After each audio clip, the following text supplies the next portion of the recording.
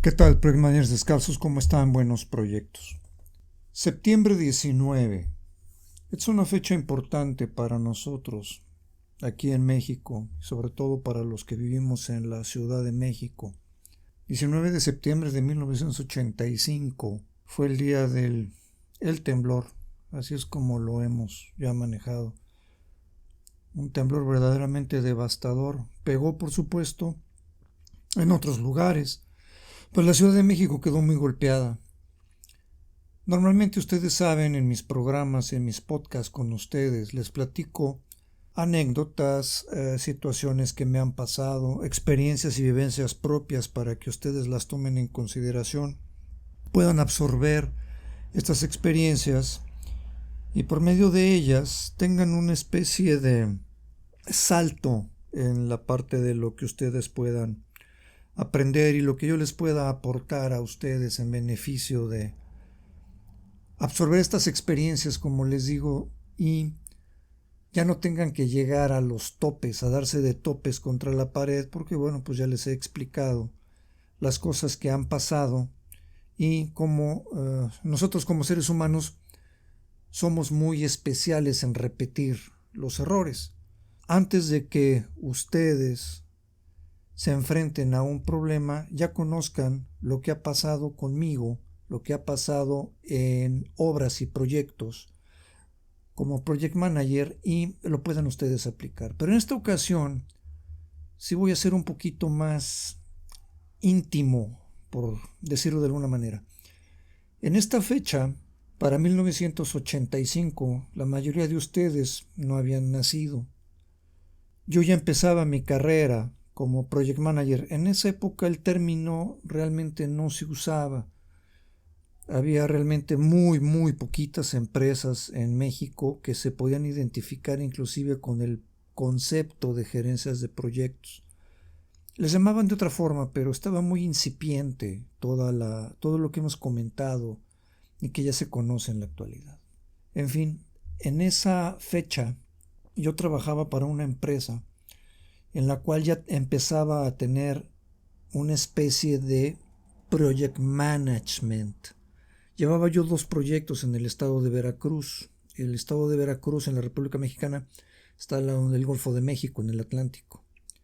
Comento esto porque yo sé que hay mucha gente que me escucha de Centro y Sudamérica, lo cual les agradezco muchísimo, y que se ubiquen un poquito en la geografía de nosotros de aquí del país. Ese temblor pegó a las 7:19, 7:20 de la mañana, muy fuerte, 8 grados. Causó muchísimos daños, muchos daños. Inclusive todavía hay, ahorita en el 2024, prácticamente para llegar a 2025, todavía quedan edificios con esas cicatrices. Hay por supuesto parques en donde había edificios ahora. Hay muchos memoriales. Más de 900 edificios colapsaron en la Ciudad de México, muchísimos dañados, más de 2000 aparte de los colapsados. Se dice que el número oficial de muertos fue de 3000 muertos. La verdad es que por lo que me tocó vivir a partir de ese día, porque tuvimos una réplica al día siguiente de casi 8 grados, de 7 y fracción, muy fuerte también. Las cifras no oficiales rondan los 20,000. Se creó posteriormente a esto lo que conocemos aquí en México como Protección Civil. Ya hay una organización, un organismo que se encarga de podernos ayudar, apoyar en una serie de medidas preventivas que son las mejores para cuando pasan este tipo de cosas. Esta parte de protección civil la tenemos que tomar muy en cuenta. Les platico por qué. Ese día, ese famoso 19 de septiembre de 1985, yo tenía un viaje programado, era el inicio de mis vacaciones de ese año. Yo tenía que pasar a la oficina, hacer un par de pendientes todavía que no pude terminar la noche anterior. Me regresé a dormir. Al día siguiente programé todo para llegar a la oficina, hacer mis pendientes y de ahí salir al aeropuerto. ya para irme de vacaciones, con tiempo suficiente, por supuesto, sin problema. No me pregunten por qué, no lo sé. Lo que me despertó no fue la alarma que dejé en el reloj en ese momento. No sonó, no sé por qué, se los repito, no conozco la causa, pero me despertó el temblor. Eso fue lo que me despertó. Una de mis hermanas ya había salido a trabajar a una parte cercana al centro de la Ciudad de México. Mi otro hermano ya se había ido a la escuela. Va a empezar sus vacaciones. Bueno, que descanse un poco más. Aparentemente ya está de vacaciones. Saldrá después al aeropuerto. Ellos no sabían que tenía yo que ir a la oficina.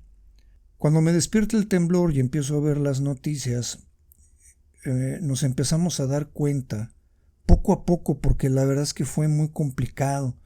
En esa época los teléfonos celulares, por supuesto, no existían. La gente que tenía un teléfono móvil era una gente muy especializada, como agencias de noticias, o la gente, por supuesto, con muchísimo dinero. Pero no es, por supuesto, nada comparado con lo que se tiene ahorita. Se dañaron muchísimo las comunicaciones, empezaron a llegar poco a poco. Para cuando yo ya me empecé a enterar lo que estaba pasando, me vestí lo más rápido que pude para poder llegar a la oficina. En el trayecto, con el radio prendido, me llamó la atención que no podía yo encontrar varias estaciones de radio de la Ciudad de México. Cuando encontré una que estaba transmitiendo, es cuando empiezo a escuchar lo que había pasado. Hablaban del centro, del Hotel Regis, por supuesto, que fue un tema muy famoso aquí, pero en general se hablaba de la colonia Roma, de la colonia Condesa. En la colonia Roma es el barrio donde se encontraba mi oficina. Empezaron a comentar las calles que estaban lastimadas. Muy cerca de nosotros había una escuela muy grande, una escuela pública. Desgraciadamente colapsó, muchos muertos. Ya habían empezado las clases para esa época. Conforme fui avanzando hacia el centro, precisamente hacia la colonia Roma, empecé a encontrar muchísimo tráfico, muchas ambulancias, demasiado ruido. No pude llegar, por supuesto, en el vehículo, lo estacioné en cuanto me pude estacionar y empecé a caminar hacia la oficina. No sé si ustedes han visto y se han percatado, hay muchas películas de guerra en donde se ven los edificios colapsados después de las explosiones, de los bombardeos, cómo quedaron al día siguiente de los bombardeos. Imagínense eso. Así estaba la Ciudad de México, así era. Caminabas por las calles y tenías edificios colapsados, edificios a punto de caerse, mucha gente lastimada, mucho polvo, ese polvo gris que desgraciadamente también se puso muy de moda después del problema de las Torres Gemelas, pero ese mismo polvo es el que estaba en el ambiente. Se oían muchas ambulancias, gritos, pero era muy curioso, después de las ambulancias era un sonido sordo, era más bien como murmullo, no se oían gritos, pero era un murmullo muy sordo, muy curioso, muy grave el sonido. Seguí avanzando y me di cuenta realmente de la magnitud, demasiados edificios caídos. Cuando llegué a la calle donde estaba mi oficina, y digo estaba porque mi sorpresa fue tremenda, cuando llegué exactamente a la esquina donde se encontraba mi oficina, eran 2 torres de 8 niveles que se habían colapsado. Por supuesto me quedé impresionado. Yo debería de haber estado allá adentro antes de las 7 de la mañana para sacar mis pendientes y haber salido al aeropuerto. Por supuesto no los iba a terminar en 20 minutos y salirme. Eso ya hubiera sido una anécdota mucho más espectacular que esta, pero no fue así. Realmente, gracias a que no escuché el despertador, les puedo platicar esto. La verdad es que fue muy impresionante lo que vi. Empecé a ver cómo llegaba gente para ayudarnos. Como nos dedicamos a la parte de la construcción, teníamos maquinaria en la Ciudad de México.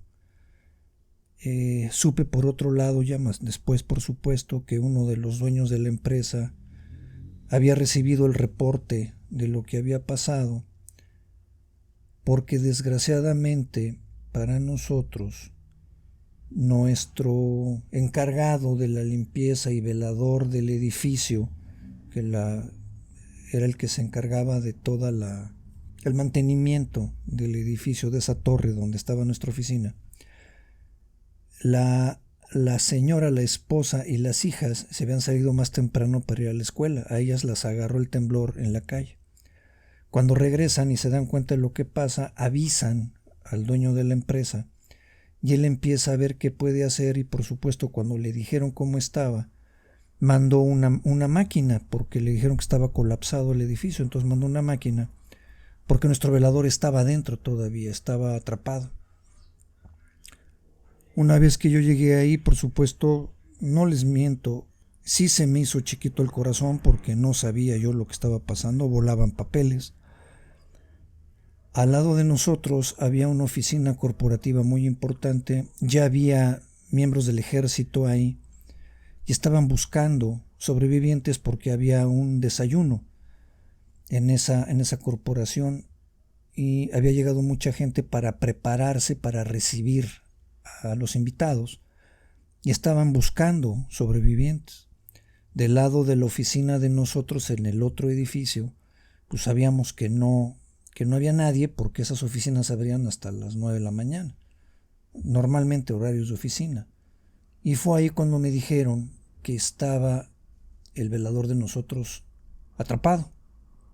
Yo traté de entrar, por supuesto no me dejaron. Traté de entrar por el sótano. Hagan de cuenta, imagínense ustedes 8 niveles reducidos a 3,5, todas las losas colapsadas una encima de otra como un sándwich. Y se podía ver por una rendija parte del sótano del estacionamiento.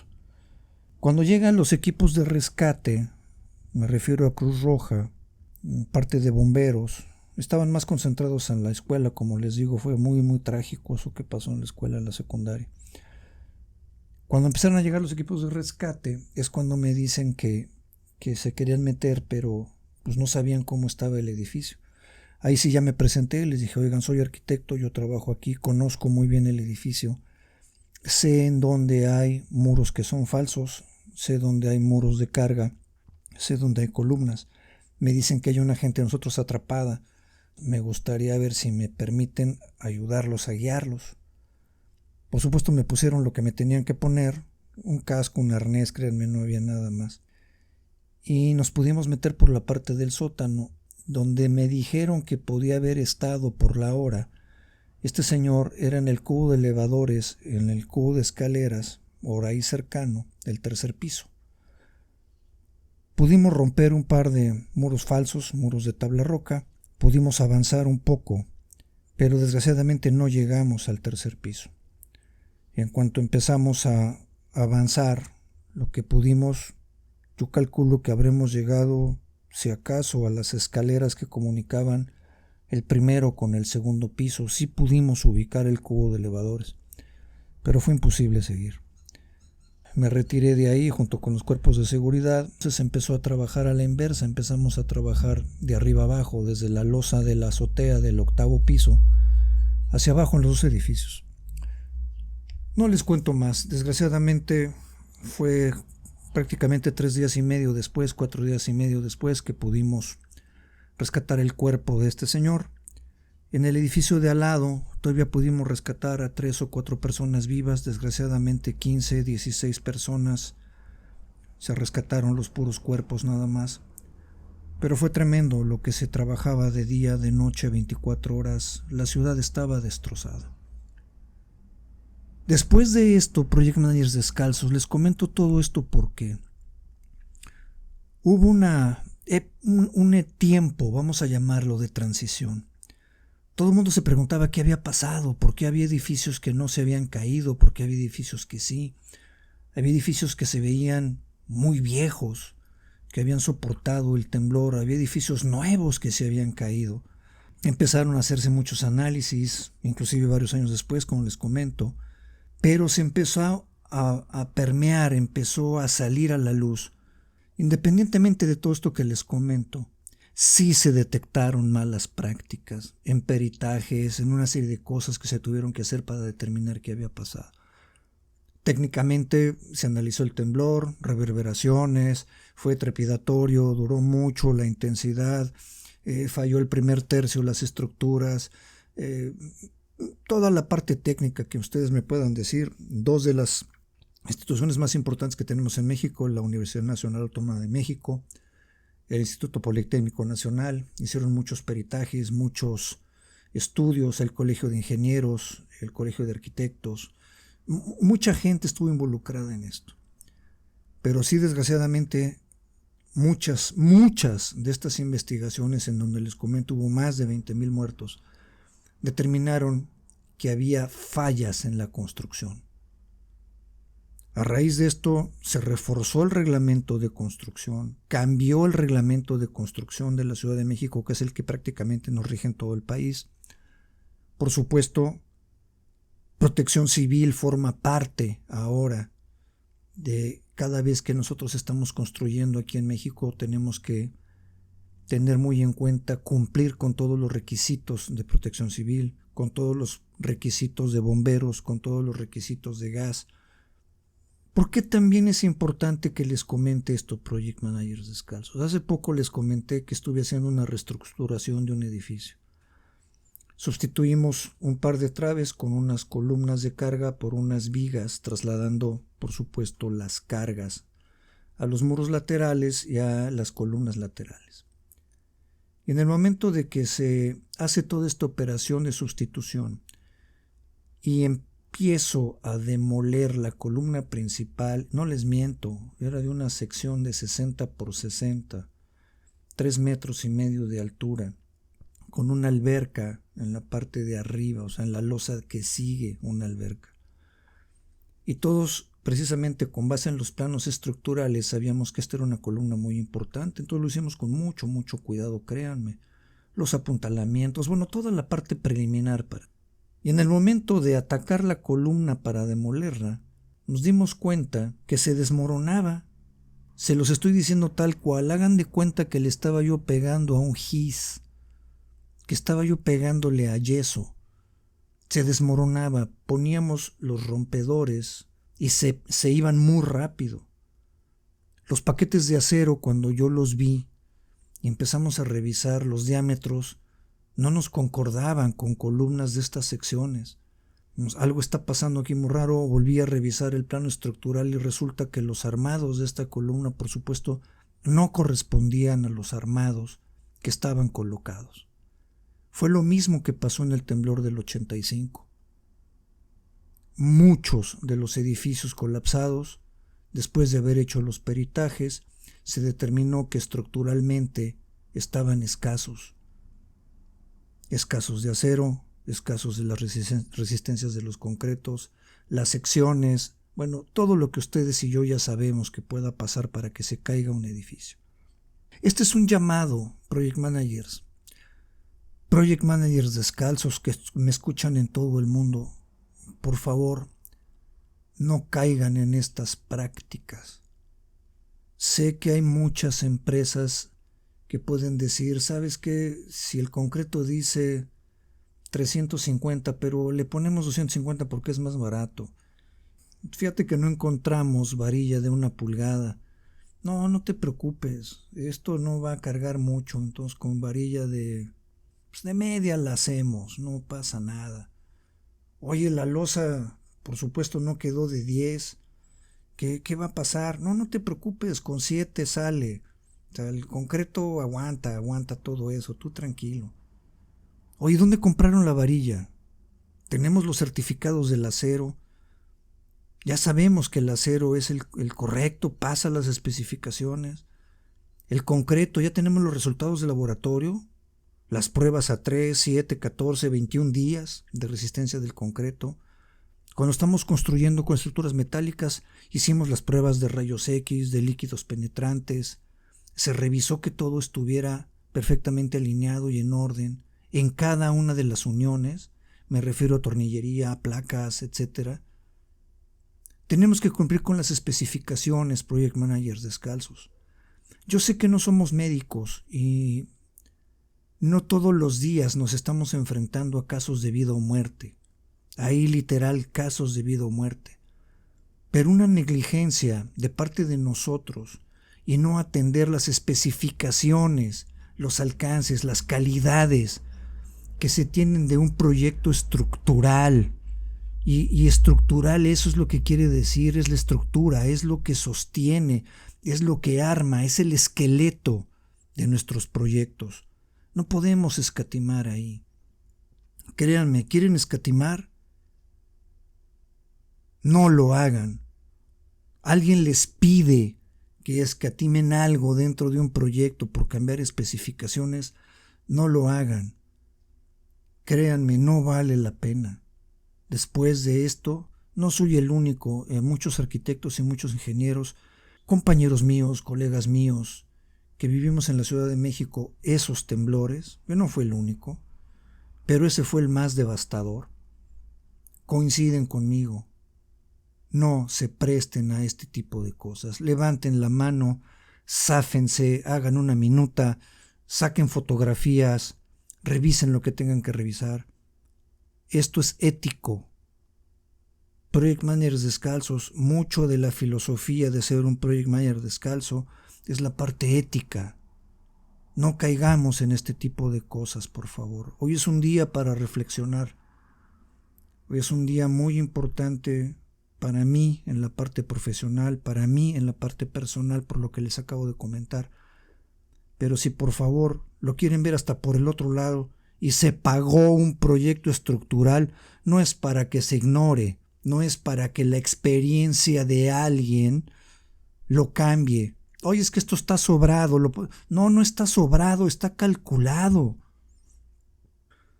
Tómenlo muy en cuenta, Project Managers descalzos. Hoy me tomé la libertad de comentar esto. Lo hice a propósito con toda la intención de la fecha. Lo estoy grabando hoy, septiembre 19. Esto no, normalmente los programas los grabo de antemano, reviso, edito, hago muchas cosas con los programas. Pero hoy lo quise hacer así, con esto que está pasando, con esto que acabo de vivir y con esto que revivo cada 19 de septiembre. Que estén muy bien, Project Managers descalzos. Nos escuchamos en el siguiente programa.